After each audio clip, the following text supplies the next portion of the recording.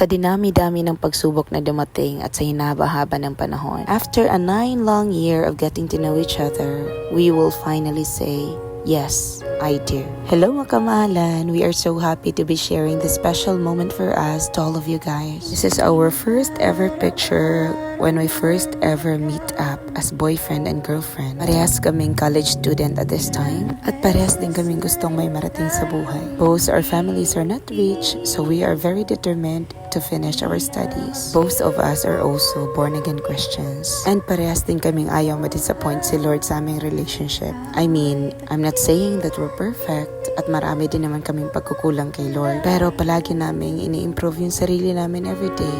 Ako, siya, to become a better person at yun yung pinaka-goal namin. From the time na sinagot ko siya as my boyfriend, I was already very committed and I know that he is already the one. How did I know? In one of my prayer and fasting mga kamahalan, hiningi ko kay Lord na ibigay niya na sa akin yung taong nakalaan or inilaan niya para sa akin. Kasi ayaw kong i-waste yung time and energy ko sa maling tao or sa taong hindi naman nakalaan para sa akin. Ayaw kong masayang yung effort at mga panahon. At hiningi ko talaga siya kay Lord mga kamahalan kasi alam ko yung plano ni Lord na para sa akin is the best. Wala naman ako ibang hinihiling mga kamahalan maliban sa magkaroon ako ng responsible husband, responsible father para sa mga future kids namin, at magkaroon ng pamilya na nag-serve at nag-glorify kay Lord. Backstory tayo mga kamahalan, nag-propose sa akin ang husband ko na ngayon, year 2021. Kasi at this time, we are able na. We decided to settle down na kasi ready na naman kami pareho. But true enough, hindi nga natin talaga mapipredict kung ano yung mangyayari kinabukasan. The same year na plan ng kasal namin, namatay yung brother niya. At nung medyo naka-move on na ang lahat and ready for the wedding na kami, umuwi na yung parents niya para sa kasal namin. Months after his dad died,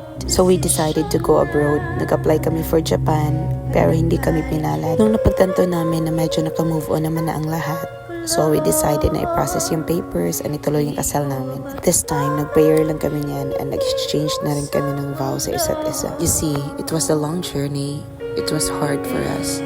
Ang dami-dami setbacks and redirections. Pero naniniwala kami that God's timing is always the best. And His plans are far, far better. And we also know na sa relationship namin, ang dami-dami ng judge. But our word of comfort is always this. Na at the end of the day, kay Lord kami mananagot at hindi sa tao. Kasi si Lord yung palaging nakakakita sa motibo namin at nakakarinig ng aming dasal.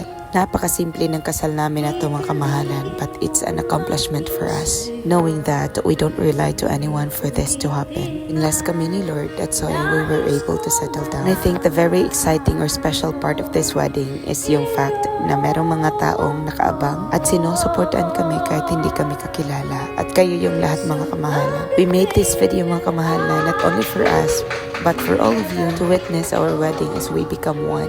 Thank you for joining us in this wedding and for celebrating with us. And sa lahat po pala na nasabihan namin para sa plano namin magiging ninang or ninong or mga attendants or mga visitors sa kasal namin, pasensya na po at hindi po kasi natuloy yung plan A or guarding wedding namin due to some unexpected circumstances. This is the reason why we were not able to invite you. And sa mga kaibigan namin na nag-attend as our witnesses, salamat po sa inyong presensya at sa paglaan ng time for this special event for us. Actually, yung kasal na to, hindi naman talaga namin ina-expect na mangyayari siya. Kung kaya't makikita ninyo na both yung parents namin is wala dyan kasi hindi nila alam na ikakasal na pala kami. In-inform na lang namin sila pagkatapos para rin hindi na rin sila mag-alala para sa amin. Siguro na-curious kayo kung bakit ko sinabi nag-apply kami sa Japan but we were not successful. Gusto ko siyang i-share dito sa inyo para malaman niyo yung reason. While waiting sa parents ng husband ko noon mga kamahalan, we decided na magpunta ng Cebu to work. Maghanap ng work at makapag-ipon kahit hindi namin kabisado yung Cebu.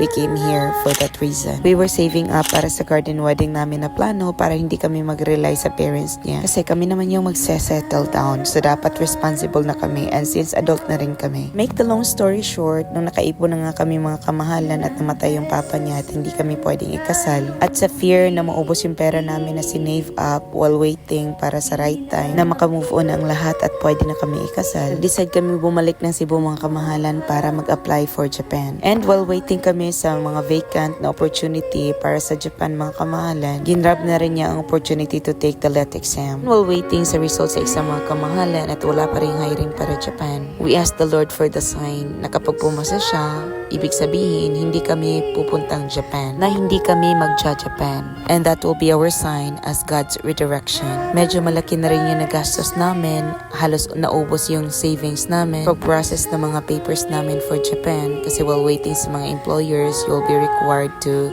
do the medical and that and so on. And dahil pinapasa siya ni Lord sa exam, so we will honor whatever the Lord's plan for us. And this is also the reason why we decided to settle down bago umuwi sa aming probinsya. At kahit naging risky yung pagsugal namin, pero ang dami-daming bagay na natutunan namin dito sa Cebu, kaya thankful kami. And I'm officially his wife and he's officially my husband. Thank you for joining us. Regards!